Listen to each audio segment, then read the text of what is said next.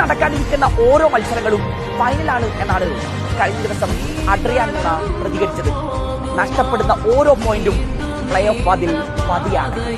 നിലവിൽ 19 മത്സരങ്ങളിൽ നിന്ന് 24 പോയിന്റുമായി 8ാം സ്ഥാനത്താണ് ബ്ലാസ്റ്റേഴ്സ്. തൊട്ടു മുമ്പിൽ അത്ര തന്നെ മത്സരങ്ങളിൽ നിന്ന് 28 പോയിന്റുമായി ഒഡീഷ. ബ്ലാസ്റ്റേഴ്സിനേക്കാൾ ഒരു കളി കുറവ് കളിച്ച പഞ്ചാബ് 23 പോയിന്റുമായി തൊട്ടു താഴെയുണ്ട്. കഴിഞ്ഞ ദിവസങ്ങളിൽ നടന്ന മത്സരങ്ങളിൽ ഒഡീഷയും പഞ്ചാബും നോർത്ത് ഈസ്റ്റ് യുണൈറ്റഡും പരാജയങ്ങൾ ഏറ്റുവാങ്ങിയത് അന്തരീക്ഷം ബ്ലാസ്റ്റേഴ്സിന് അനുകൂലമായി വരുന്നതിന്റെ സൂചനയാണ്. നാളെ നടക്കുന്ന ജംഷഡ്പൂർ ബംഗളൂരു മത്സരത്തിൽ ജംഷഡ്പൂർ ജയിക്കുകയും തിങ്കളാഴ്ച നടക്കാനിരിക്കുന്ന ഒഡീഷ പഞ്ചാബ് മത്സരം സമനിലയിൽ കലാശിക്കുകയും ചെയ്താൽ കാര്യങ്ങൾ ഒരൽപ്പം കൂടി ഒപ്പമാർക്ക് അനുകൂലമാകും.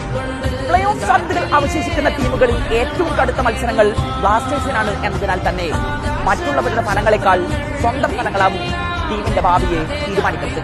മോഹൻ ബഗാനും ജംഷഡ്പൂരിനും ഗോവക്കുമെതിരെ നടന്ന മുൻ മത്സരങ്ങളിൽ മികച്ച പോരാട്ട വീര്യം കാഴ്ചവെച്ച ശേഷമാണ് ബ്ലാസ്റ്റേഴ്സ് പരാജയം സംഭവിച്ചത്. മോഹൻ ബഗാനെതിരെ ഒരു ഘട്ടത്തിൽ 2-1 ലീഡ് ചെയ്യുക പോലും ഉണ്ടായി.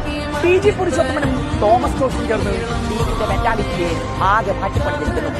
ബ്ലാസ്റ്റേഴ്സിന്റെ പ്ലേ ഓഫ് പ്രതീക്ഷകളെ അത് ഊതിക്കത്തിച്ചു തുടങ്ങിയിരിക്കുന്നു. ഒരു പതിറ്റാണ്ട് കാലത്തെ കാത്തിരിപ്പുകൾക്ക് അടിമതികളാൻ